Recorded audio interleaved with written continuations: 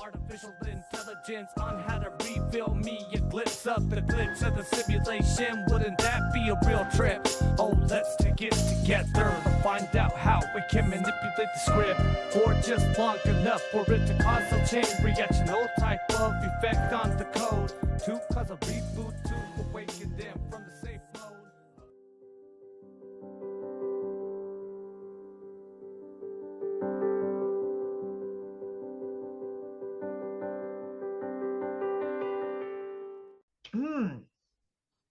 Welcome everyone to the UnFuckIt Discussion. To start off, before we go any further, the sun is doing all kinds of crazy shit. We have another proton storm, which has been ongoing for 4 days now, 5 days might be, and that was only after like maybe a day and a half break from the previous proton storm. So we have technology failing, we have brain waves and brain cells failing, and all kinds of stuff, and it's not getting any better. No, it's not getting any better. We're very lucky that the last X-class solar flare was not Earth facing. It had just rotated around the limb, so thank goodness for that. But like literally everyone I'm talking to, technology failures. Like Wi-Fi is not working properly, phone's not working. I was on at PayPal again. And every time I type into the, like in the message boards and you type in something, their chat thing would just like close it down and archive it. And I'd be like, I must have sent 10 messages today. Finally, my last message to them was just help, exclamation mark. Because that's the only thing I had time to type and hit enter before the chat closed down and fucking archived. Like literally everything is just a little fucky at the moment. It's all a little fucky. On that subject about the sun, and of course that, to me, that includes the solar system and that kind of shit. Have you caught wind anywhere of some kind of extra solar object of any magnitude floating around out there? Bigger than an asteroid and shit like that. More like You mean Numa?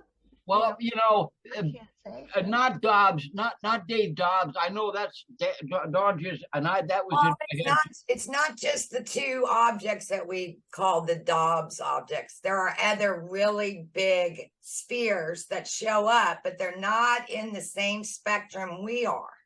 So they're caught by cameras. I mean, fuck me. John and I were driving down the street on the way here one day, and we both looked up, and there was clearly another body to the right of the sun. Yeah. And we saw that with our naked eyes. But what some of these camera, like Dave's last video or the one before, or somebody was picking up the big sphere again. There's one that actually looks like the fucking Death Star from Star Wars. Even has a fucking indented circle on the side. I've seen that one. I've seen that picture. Well, this is the thing. Isn't that a moon of Saturn?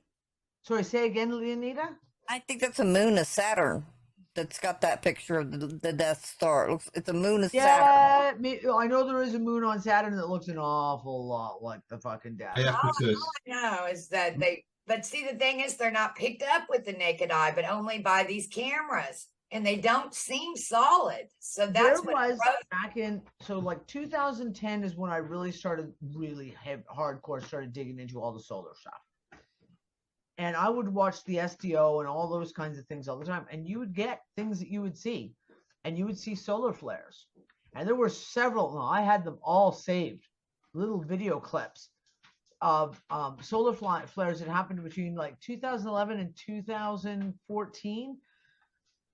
So you've got the sun, and they have the sun itself is occulted, right? Like they black it out. So basically, you have to black out the actual sun itself so they can see the corona without being blinded. So they'll have the sun itself is occulted, and then you'll see a flare. But then you would see there's obviously something in the way of the flare, because the flare would do this. And like there were several. I had pictures, and they're all gone. They all got lost in one of my many hard drive crashes. And one of them, it was pretty much the size of the sun. So like you had like here's the occulted view of the sun, and then over here when the flare happened, you can see it. There's another sphere disk something there, and you can see how the waves of plasma moved around it. It literally went around it and came back. What was that, Ben? Could they be atmosphere bubbles? I don't want to under fucking value the fact that they're a planet, but I just thought that be interesting if somewhere lost a certain amount of I don't know what it is, what you'd call it, depth. Right. The whole thing is this. No telling. And at one point and I want to say it was probably in around 2013 or 14, there was a series of these kind of pictures, and they went viral. There were video clips and pictures, and it wasn't like just one or two. Like for one of them, again, this was in 2013, and the southern limb of the sun, there's a huge filament, and the filament snaps off. And when it snaps off, there is something down there. Again, perfectly round. So maybe like, if this was the sun, this thing was, maybe about this big, just sitting there. And same thing, it was with the action of the filament snapping off. You saw it as clear as day. Like there was obviously something there. No comments from NASA. And there was a shit ton of people who were writing in to the point of, let's not call it absolute mainstream, but there were enough things on large websites calling this out that NASA kind of made a statement, kind of like, oh yeah, it was just an anomaly. It's just an anomaly. And like they were like basically like trying to play it off like it was a camera anomaly. It was just something in the camera, right? And that's what it was. But when you have all of them happening all over around the place, like it wasn't like they were all happening in the same spot. And you could go, okay, well maybe there's a flaw in the lens and it does some weird flash or what. No. There was something very serious there. Now, I don't watch the SDO cameras like that anymore. I just don't have the time. Oh my God, you dogs are driving me nuts tonight. Oh, it's gonna be one of those nights. Well, I'm catching wind of it, but it's coming from the woo-woo world. So I mean, it might be true, could be true, but I haven't heard anything from the quote normal world, and I'm wondering if you had. I haven't been paying attention. Honestly, Maury, I have been completely not paying any attention to social media, not paying any attention to the news. I've been just hyper focused on projects that I'm working on, and I'm not paying that much. No problem. If it becomes a real thing, you'll know it. Yeah. Well, they're already getting the aliens ready, so Yeah. Oh, plan on it. Yeah, Danny, there was around about, I think, probably 2009, 10, that area, a guy, James Horak, and he was talking about these EMVs, which were around the sun, electromagnetic vehicles. and that's been talked about a lot. I've heard, I don't know his name, but I know a lot of people who've been like, look, we have things where we've seen this video footage of where you see something go in the sun and then come out the other side. Yeah. And like not once, not like there's multiple pieces of video footage of this. So I mean, the one theory that was put forward by, and I don't remember even who it was, back 2012 or so, 13, was is the sun a portal? Are they not maybe in and of itself, but are they using it as a portal, as in massive amount of energy? They fly into it and then use that energy to. I don't know. Oh, that was a Stargate Universe thing, wasn't it? Where the craft they got on there, that went into the sun to recharge itself and then shut off again. Yeah. Who knows? I'll always refer back to Eric P. Dollard and the sun, and it's hollow. There's nothing in it, right? The sun is not what they tell us it is. No. And we've got to change the picture in our head of something on fire because it's electric magnetic dipole shit going on. So it's just the frames of light within those spectrums that they give us, because it's like the green is the same as the red. Well, and you know. and if you go to, say, for example, SolarHam, and you look at the pictures of the sun, you'll see them in different colors, and that's because they're measurements in different angstroms. So they're filtering frequencies. So people don't realize that we assume that the big one that we always see, which is like the orangey, fiery, all around the edges, that is the naked eye, what it looks like. Of course, it's not. That is what angstrom filter they're using on it that allows that color of frequency to come through. And it's useful. It's a very useful tool. When I'm looking at sunspots, if I'm looking at coronal holes, I will play around looking at the different frequencies and the different angstroms. There's a couple of mixtures where they'll layer 3 of them on top of each other. And that allows you to see certain anomalies. It allows you to see things like certain filaments and certain coronal holes that might be very, very small. All of a sudden, you can see them more clearly. But they're not actually that color. And the thing is that we think the orange one is like the natural, but it's not. It's a filter that is showing you those frequencies in that range. Yeah. There's a lot of stuff we can't see that's going on all around us. And it's not just fucking planets either.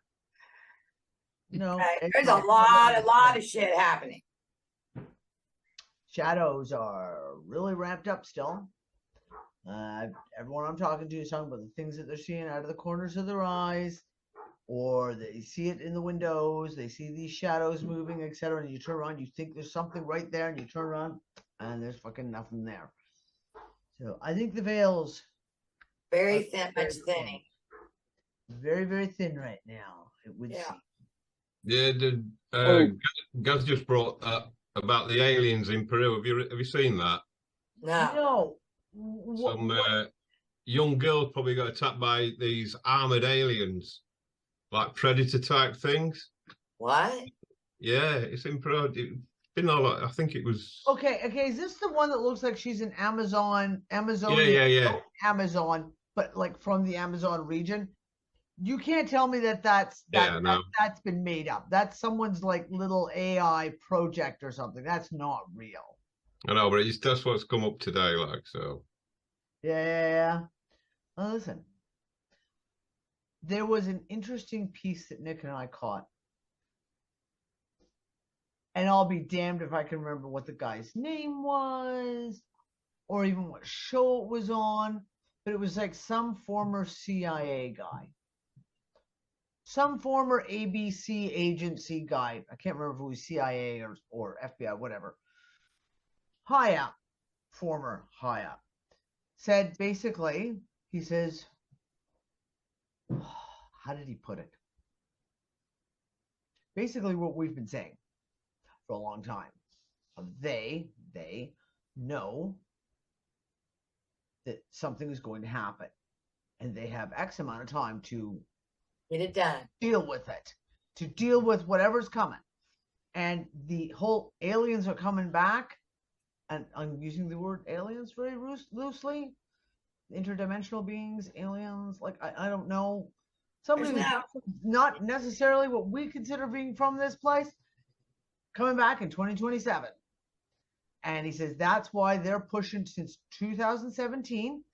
They've started pushing the disclosure out, pushing out little bits, and they're feeding it out. And that's what all these congressional hearings and Senate hearings are on, is because they need to get the public ready. They need to get the public ready for what's going to happen in the next couple of years, because this is it. Like, this is, so, I mean, take that as you will. But I've been talking about this since 2015, that we could feel it. I'm really sorry. Apparently my dogs are just... Well, they're feeling it like the rest of us. Yeah, apparently. Yeah, but I mean, 2015, we did multiple shows talking about the fact that you could feel that all of a sudden they, as in they, the controllers, the whoever you want to call them, are in a panic mode rush. They thought they had more time. They don't have as much time. And now they need to get all their ducks in a row before whatever the date is that this event is supposed to take place on. So Look and see what Ben just wrote something interesting. Go ahead, Ben. You want to actually speak it out instead of typing it? 'Cause my reading capabilities are about So if the like our protection is weakening, it means that we are receiving more incoming, right?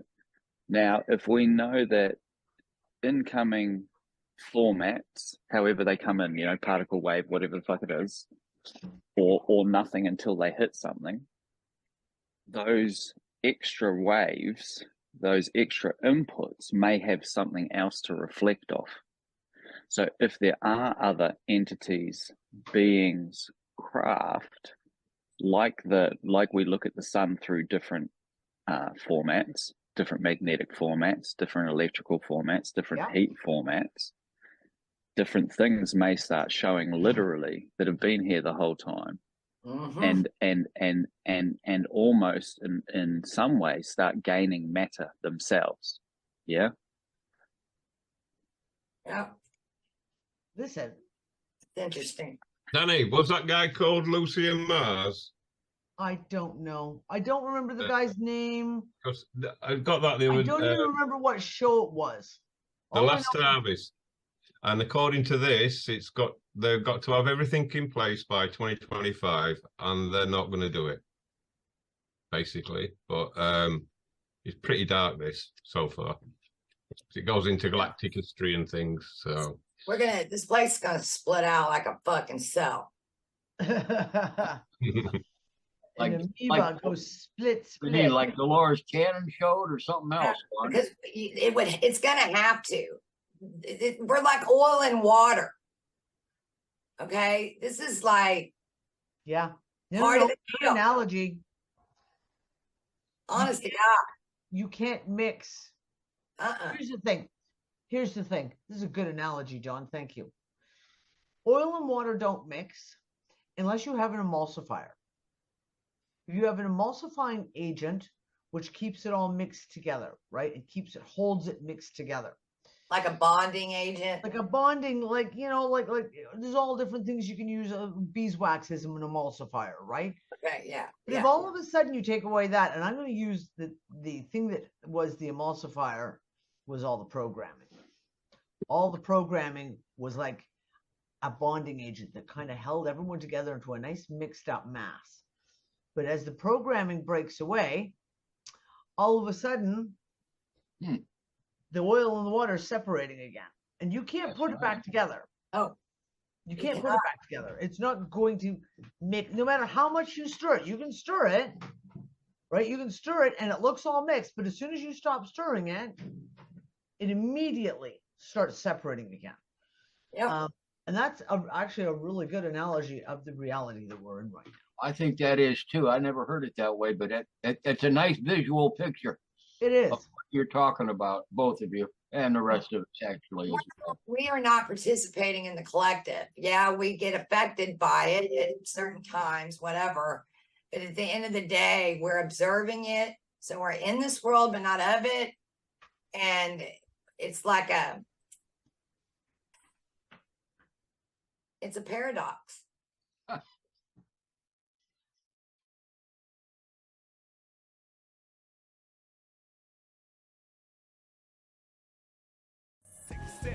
Is it the right one? Not too sharp, I got anything left. Look for it at the right time, but it doesn't seem to come. Or do I get distracted by the turbulence?